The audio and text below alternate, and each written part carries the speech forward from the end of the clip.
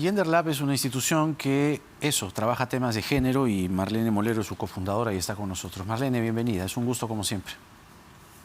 Igualmente, Jaime, muchas gracias por la invitación. Han presentado ustedes la guía de género e interseccionalidad y lo ideal hubiese sido que esta entrevista se produzca ayer, pero igual es oportuno tratarlo al día siguiente, ayer con la presentación del gabinete, tú sabes.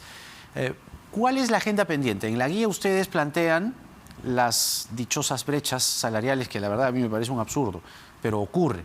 Y es aún más acentuada y grave la situación cuando se compara una mujer de una capital como Lima frente a regiones y ni qué decir en zonas rurales. Cuéntanos, ¿dónde está ahí la disparidad? Digamos, ahí la invitación básicamente de la guía es a no solamente pensar en mujer como una única identidad, sino en categorías, digamos, que pueden intersectar, que nos ayudan a ver problemáticas diferentes, ¿no? Por ejemplo, la mayor brecha salarial se encuentra con las mujeres con hijos. Entonces, si nos vamos hacia un tema de agenda pendiente, por ejemplo, para llevarlo rápidamente hacia ahí, así es. Un tema que no estuvo presente ayer fue el de sistemas de cuidados, ¿no? Claro, o sea, esto de en una entrevista de trabajo, ¿no? Y bueno, ¿no? ¿Tienes hijos? Bueno, sí, justo, ¿no? O tengo 3 meses de embarazo, o tengo un niño recién nacido. Se la piensan, ¿no? Sí, claro, se la piensan. Hemos visto ejemplos donde en entrevistas grabadas del sector público se hacen ese tipo de preguntas, chats donde queda la discriminación, digamos, de manera evidente. Eso no es algo nuevo, es algo, digamos, lamentablemente constante.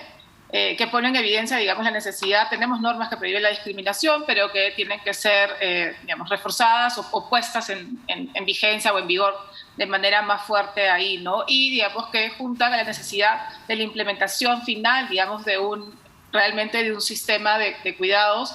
Y en agenda pendiente creo que el tema de violencia, tú lo mencionas en cada programa que tienes, acá hay un tema de tolerancia. He estado escuchando la entrevista del ministro Serna, que dijo finalmente que porque en otros gobiernos teníamos pedalones, acá también, ¿no? Entonces seguimos con esa historia de la tolerancia. Y hay otro tema que también quiero jalar del discurso del premier el día de ayer, con esto de tener las sentencias, ¿no? Crear esa debida diligencia que se puede hacer sin necesidad de que tengan que crear la plataforma, digamos, la pueden hacer hoy mismo, pero que tienen que tener la sentencia. Y esa es una idea que la propia ministra de la Mujer también ha mencionado en tu programa en anteriores oportunidades. La denuncia, digamos, ya es un problema. Los procesos judiciales son extensamente largos y estamos hablando de cargos de representación. Entonces la valla tiene que ser mucho más alta, porque efectivamente el ministro de Defensa no tiene una sentencia. El ministro Silva no tiene una sentencia. Tenemos las acusaciones, ¿no es cierto? Las denuncias y las investigaciones. Exministro. Tenemos que esperar, ha quedado su secretario general. Sí. Tenemos que esperar 3, 5 años a que haya una sentencia ahí, con los criterios incluso que estamos teniendo. Entonces los criterios tienen que ser, digamos, más altos y más exigibles, sin que eso signifique menoscabar la presunción de inocencia, y hay formas de hacerlo, ¿no? Entonces esa es una agenda, digamos, que está muy, muy, muy fuerte.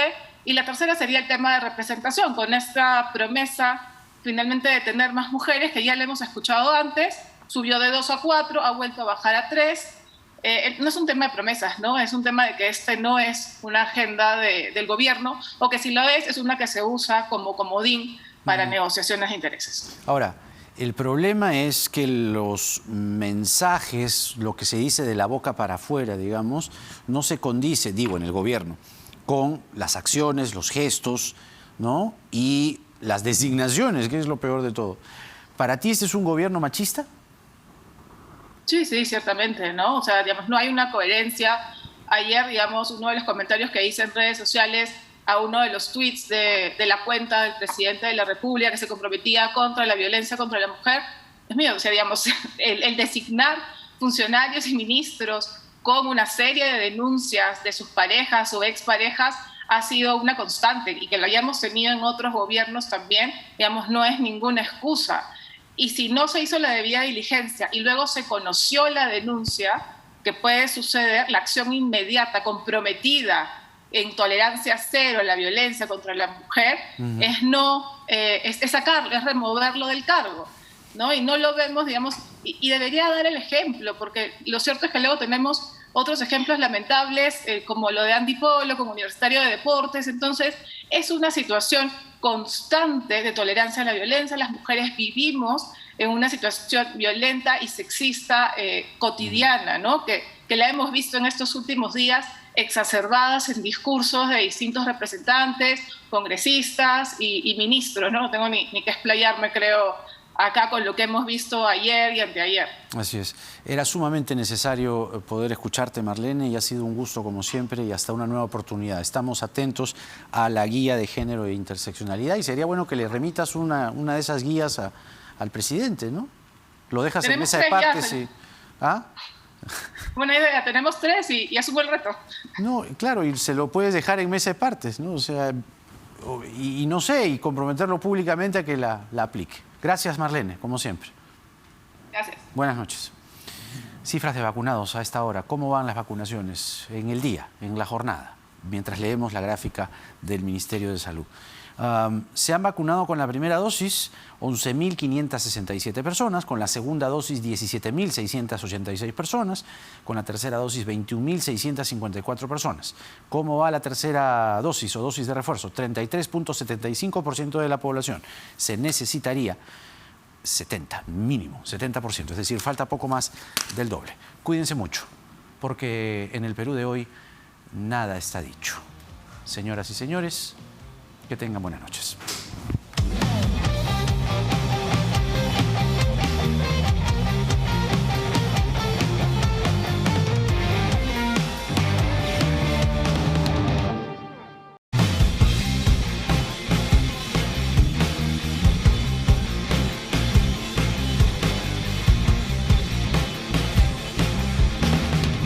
Llegó gracias a Cambista. Cambia tus dólares al mejor precio con el cupón Cambista21.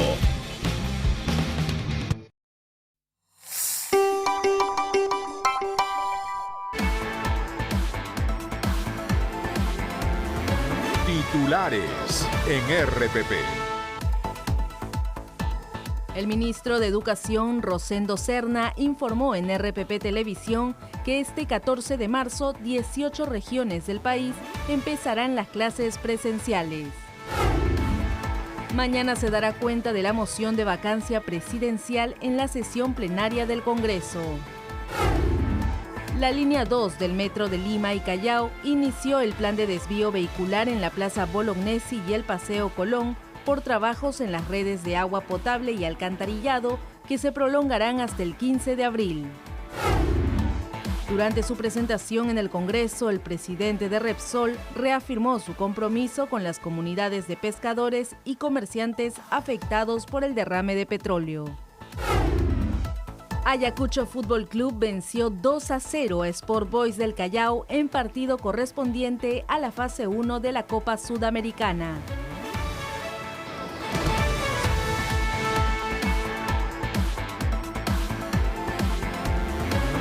Titulares en RPP.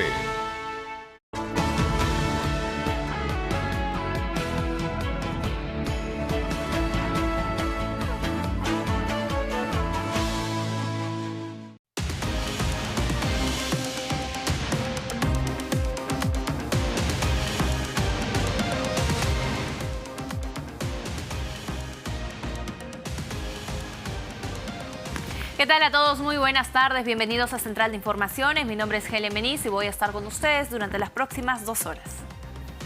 Y empezamos con información en directo.